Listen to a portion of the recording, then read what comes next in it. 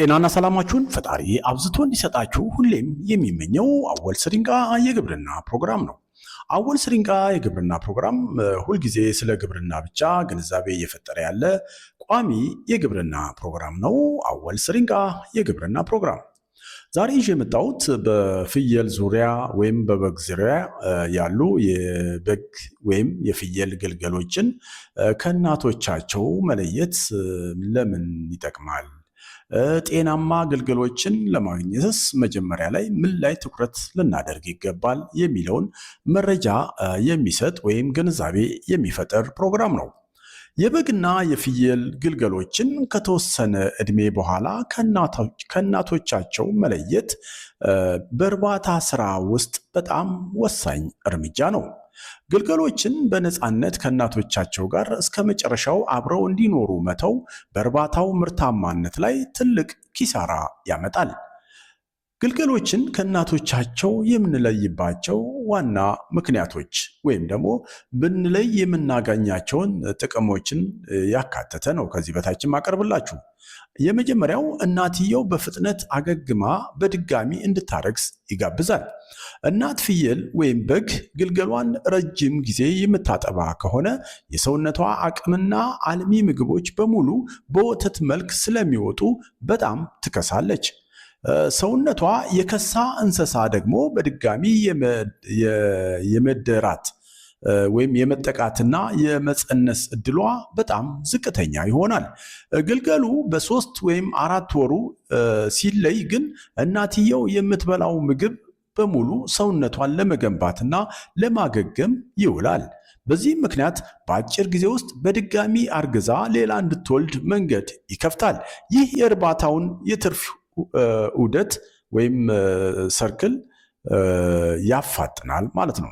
ማለት አንድ ፍየል ወልዳ አሳድጋ ማለት አጥብታ አሳድጋ እንደገና ደግሞ ወደሚቀጥለው የውልደት ሂደት የምትገባበትን ጊዜ ያፋጥናል ማለት ነው። 2 ግልገሉ ጠንካራ ሆኖ መኖ የመብላት ባህሪው እንዲዳብር ያደርጋል ማለት ነው። ምንድነው? ይህም ከእናትየው በተለየ ቁጥር የመመገብ ፍላጎቱ ከፍ እያለ ይሄዳል ማለት ነው እና ግልገሎች ከእናታቸው ጋር እስከቆዩ ድረስ ወተት መጥባትን ስለሚመርጡ ሜዳ ላይ ሳር የመጋጥ ወይም በረት ውስጥ ጠንካራ መኖ የመለማመድ ፍላጎታቸው በጣም አነስተኛ ይሆናል። ከእናታቸው ሲለዩ ግን የረሃባቸውን ለማስታገስ ሳርና የተዘጋጀላቸውን ተጨማሪ መኖ በደንብ መመገብ ይጀምራሉ። ይህም የጨጓራ ክፍላቸው በፍጥነት እንዲያድግና በአጭር ጊዜ ውስጥ ክብደት እንዲጨምሩ ያደርጋቸዋል። 3 የዘር መበላሸትን ወይም ኢንብሪዲንግ ለመከላከል። ኢንብሪዲንግ ማለት ተመሳሳይ ዝርያ ያላቸው ከብቶች ወይም ፍየሎች ወይም በጎች በሚዳቀሉበት ወይም ደግሞ ግንኙነት በሚፈጥሩበት ጊዜ የሚወለደው ሂደቱ በአጠቃላይ ኢንብሪዲንግ ይባላል። ማለት የተለያየ ዝርያ ያላቸው ሳይሆኑ አንድ አይነት የዘር ግንድ ካላቸው ባህላቸው በሚፈጠር የሴክሹዋል ግንኙነት ማለት ነው። ስለሆነም ወንድ ግልገሎች ከ3 እስከ 5 ወር ዕድሜ ሲሆናቸው መጎርመስ ይጀምራሉ። በዚህ ጊዜ ከእናቶቻቸው ካልተለዩ የራሳቸውን እናት ወይም እህትማማቾችን የማስረገዝ እድላቸው ሰፊ ነው። ይህ አይነቱ የቅርብ ዝርያ መዳቀል ወይም ኢንብሪዲንግ ከተከሰተ የሚወለዱት ግልገሎች ደካማ፣ በበሽታ በቀላሉ የሚጠቁ፣ የአካል ጉዳት ያለባቸውና የእድገት ፍጥነታቸው በጣም የቀነሰ ስለሚሆን ወንድ ግልገሎች አስቀድሞ መለየት የመንጋውን ጥራት ይጠብቃል። 4 እናትየውን ከጉዳት መጠበቅ። ግልገሎች እያደጉና ጥርሳቸው እየጠነከረ ሲሄድ ለመጥባት በሚታገሉበት ወቅት የእናትየውን ጡት በጥርሳቸው ይነክሳሉ፣ በጭንቅላታቸውም በኃይል ይጋጫሉ። ይህም በእናትየው ጡት ላይ መቁሰልና ከባድ የጡት ማበጥ በሽታ ሊያስከትል ይችላል። ጡቷ የፈሰሰ ወይም የቆሰለ እናት ደግሞ ለቀጣይ እርባታ አትጠቅምም።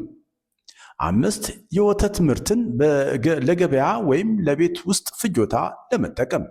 በእርባታው ላይ የወተት ፍየሎችን የምታረቡ ከሆነ ግልገሎቹ ወተቱን ሙሉ በሙሉ እንዲጠቡት ከተተወ ለአርቢው የሚተርፍ የወተት ምርት አይኖርም። ግልገሎችን በተወሰነ ሰዓት ወይም ዕድሜ ለይቶ በማሰር የተወሰነውን ወተት ለግልገሎቹ እድገት በመተው የቀረውን ደግሞ በመጠቀም ተጨማሪ ገቢ ማግኘት ይቻላል። ግልገሎችን ለመለየት የተለመደውና ተገቢው ዕድሜ ከ90 እስከ 120 ቀናት ወይም ከ3 እስከ 4 ወር ባለው ጊዜ ውስጥ ቢሆን ይመከራል። ነገር ግን ከመለየታቸው በፊት ግልገሎቹ የደረቀ ሳርና ተጨማሪ መኖን በደንብ ማኘክና መዋጥ መቻላቸውን ማረጋገጥ ያስፈልጋል። ይህ እንግዲህ ከላይ የጠቀስኩላችሁ ግልገሎችን ከእናታቸው የመለየት ሂደት ለምን ይጠቅማል፣ ምንስ ችግር እንዳይገጥመን ያግዛል የሚለውን ግንዛቤ የሚፈጥር ነው። ከዚህ በታች ደግሞ ጤናማ ግልገሎችንስ ለማግኘት መጀመሪያ ትኩረት ማድረግ ምን ላይ ነው የሚለውን ግንዛቤ የሚፈጥር ነው። ይህም ምንድነው እንግዲህ ጤናማ ግልገሎችን ለማግኘት መጀመሪያ ትኩረት ማድረግ ያለብን በእናቲቱ ላይ ነው። ትልቅ ስራ መስራት የሚገባን ማለት ነው። የግልገሎች ጠንካራ ጤንነት፣ ፈጣን እድገትና ጥሩ የሰውነት ኪሎ የሚጀምረው ከተወለዱ በኋላ ሳይሆን በእናታቸው ማህፀን ውስጥ እያሉ ነው። እናቲቱ በቂ እንክብካቤ አግኝታ የተመጣጠነ ምግብ ተመግባ እና በጥሩ ጤንነት ላይ ሆና ካልጸነሰችና ካልወለደች የሚወለዱት ግልገሎች ደካማና ለበሽታ የተጋለጡ ይሆናሉ። በእርግዝና ወቅት የእናት እንክብካቤ ድክመት የሚያስከትለው ጉዳት እናቲቱ በእርግዝና ወቅት በቂ እንክብካቤ ካላገኘች፣ በቂ ምግብ ካልተመገበች እና የበሽታዎች ተጋላጭነቷ ካልተጠበቀ ከዚህ በታች የሚከተሉት ደግሞ ያጋጥማታል። አንደኛ፣ የእድገት መጓተት። በቂ ንጥረ ነገር ያላገኘች እናት የምትወልዳቸው ግልገሎች ከአቅም በላይ ያነሱ፣ የቀጨጩ እና የሰውነት ኪሎአቸው በጣም አነስተኛ ይሆናል። ደካማ የበሽታ መከላከል አቅም ይፈጠራል። ደካማ ጤንነት ላይ ያለች እናት የምታመነጨው የእንግዴ ወተት ወይም እንጀራ በቂ የበሽታ መከላከል ህዋሳትን ስለማይዝ ግልገሎቹ ለተለያዩ ተላላፊ በሽታዎች በቀላሉ ይጠቃሉ። ይሄ ምንድነው? ደካማ የበሽታ መከላከል አቅም ይፈጠራል ማለት ነው። በዚህ ምክንያት በደካማ ጤንነት ላይ ያለች እናት የምታመነጨው የእንግዴ ልጅ ወተት ወይም ደግሞ በቂ የበሽታ የመከላከል ህዋሳትን ያልያዘ ስለሚሆን ግልገሎቹ ለተለያዩ ተላላፊ በሽታዎች በቀላሉ ይጠቃሉ። ሌላው የሞት መጠን መጨመር ነው። በእናት ማህፀን ውስጥ እያሉ በቂ ንጥረ ነገር ያላገኙ ግልገሎች ከተወለዱ በኋላ የአየር ንብረት ለውጥንና አካባቢን የመቋቋም አቅማቸው በጣም ዝቅተኛ ስለሚሆን ለሞት የመጋለጥ እድላቸው ከፍተኛ ነው። ሌላው የወተት እጥረት ነው። እናቲቱ በቂ አቅም ከሌላት ከተወለዱ በኋላም ቢሆን ግልገሎቹን የሚያሳድግ በቂ ወተት ማመንጨት አትችልም።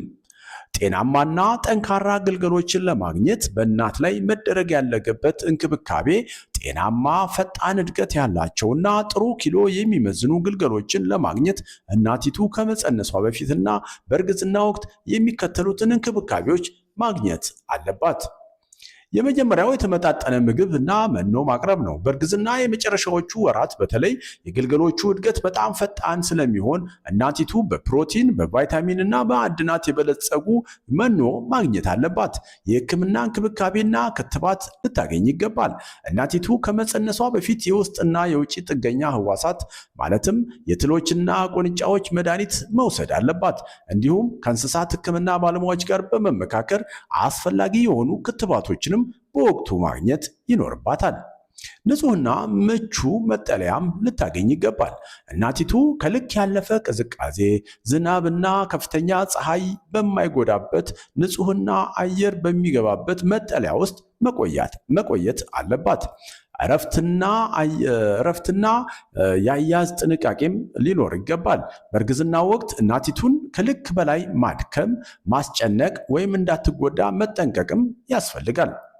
ስለሆነም ግልገሎቹ ከተወለዱ በኋላ በሙሉ ጤንነት በጥሩ አቋምና በተሟላ ኪሎ በፍጥነት እንዲያድጉልን ከተፈለገ የመፍትሄው የመጀመሪያውና ዋነኛው መነሻ እናቲቱ ላይ በትክክል መስራት ነው። እናት በእርግዝናዋ ወቅት ከአስፈላጊውን እንክብካቤ፣ የተመጣጠነ ምግብና የሕክምና ክትትል ካገኘች የምታስገኛቸው ግልገሎች ጠንካራ፣ በሽታን የመቋቋም አቅማቸው የጎለበተና ለተፈለገው የወደፊት ምርታማነት ብቁ ሆነው ያድጋሉ ማለት ነው። ዛሬ እንግዲህ በግልገሎች አያያዝ ዙሪያ በተለይ ደግሞ የበግ እና የፍየል ግልገሎችን ከእናቶቻቸው መለየት ምን ጥቅም ያስገኛል? ጤናማ ግልገሎችን ለማግኘትስ መጀመሪያ ምን ላይ ትኩረት አድርገን መስራት ይኖርብናል? የሚለውን የሚመልስ እና ጥቂት ግንዛቤ ፈጥሬያለሁ ብዬ አስባለሁ። አወል ስሪንቃ የግብርና ፕሮግራም እንዲህ እያለ ይቀጥላል። በቀጣይ በሌላ ፕሮግራም በሌላ ርዕስ እመለሳለሁ። እስከዛው አገራችንን ሰላም ያርግልን። Bye bye.